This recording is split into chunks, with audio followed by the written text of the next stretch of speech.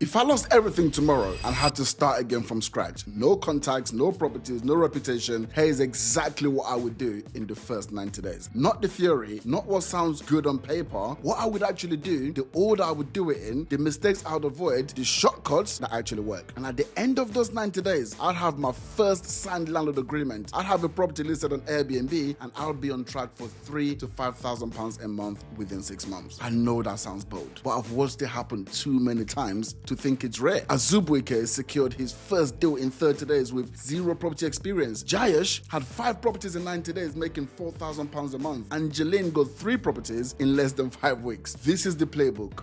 Let's go through it. Most people waste weeks 1 and week 2. They watch more videos, they read more ebooks, they tell themselves they're doing research when what they're really doing is delaying. I'll give myself 48 hours of research, that's it. And here's what I'll do in those 48 hours. Number 1, city selection. I'll pick one city, the right city. And the right city is not based on whether I live there or not.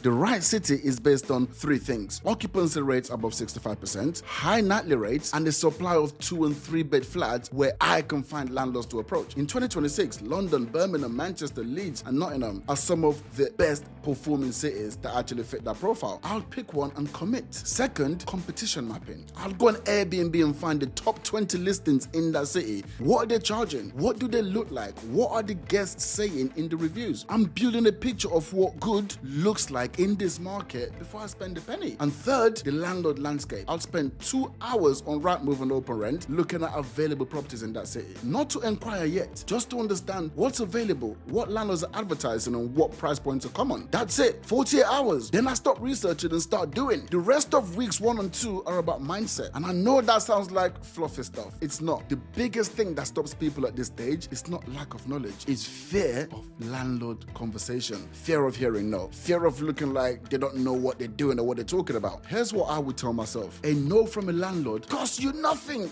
Nothing. You've lost 10 minutes. That's all. The sooner you accept that no is free, the sooner you can start collecting them.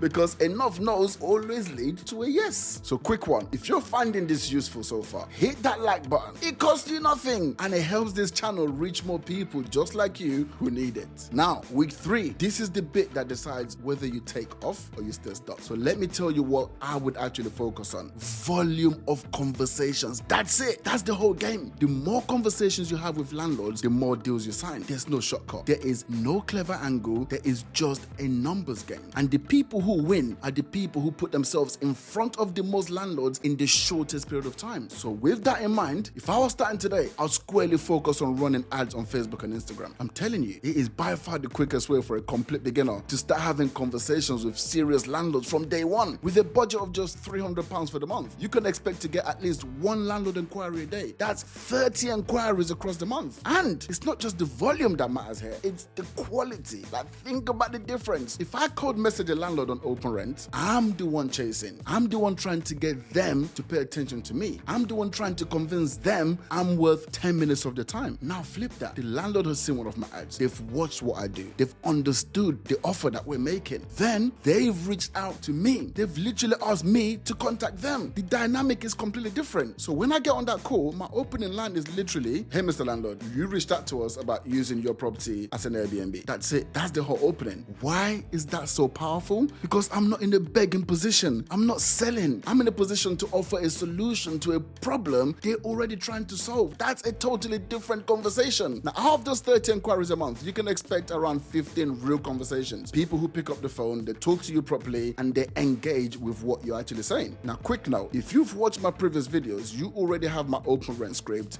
for cold approaching landlords. That script still works, but the script for landlords who have already inquired directly through your ads is different, and I'm going to drop that in the description of this video, so just go and grab that as well if you plan to run ads. Now, here's the thing nobody's talking about properly yet. The Renters' Rights Act came into force on the 1st of May 2026. Section 21, it's gone.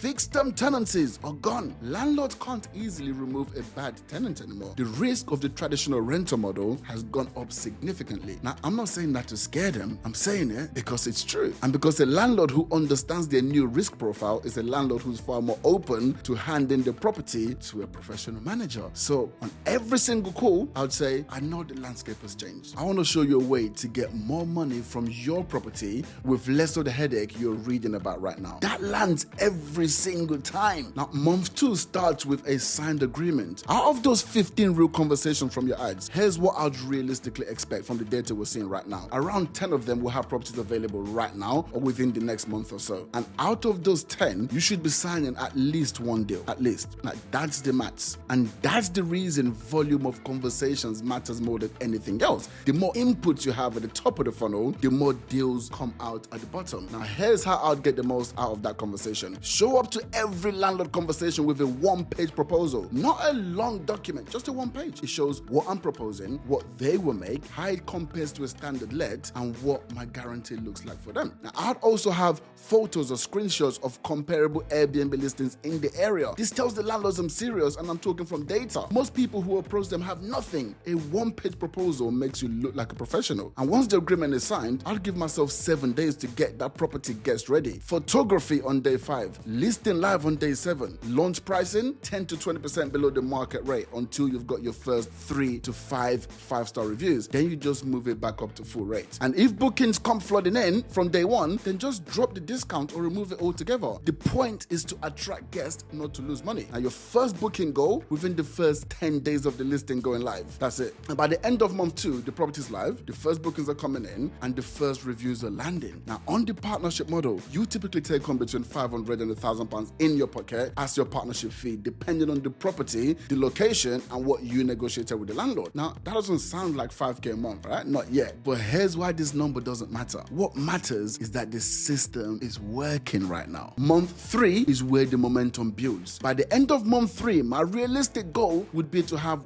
1 to 3 properties active. The minimum is 2. 1 signed in month 2, the second in setup or live in month 3. Right? The ideal is 3. But either way, that's the foundation. By now, let's say I've got 1 property running. Reviews are coming in and critically proof that I can do this. And that proof changes everything about the next conversation. So here's the maths on that 5K a month. Now, on the partnership model, you're going to take home £500 to £1,000 per property per month. That means to hit 5K a month, you need somewhere between 5 and 10 properties under management. The exact number depends on which end of that range your properties land at, 500 to 1,000. That sounds like a lot. It's not. It's 2 or 3 months of consistent ad spend and conversations. In month 3, I would keep the ads running. Same budget, £300, same 30 inquiries a month, same 15 real conversations. But this time, I'm walking into those conversations with a track record. I can say, I've been managing a property in Harrow for the past 6 weeks. Here are the results. Real numbers, real booking, real reviews, a screenshot of the Airbnb dashboard. Like that track record, even a short one,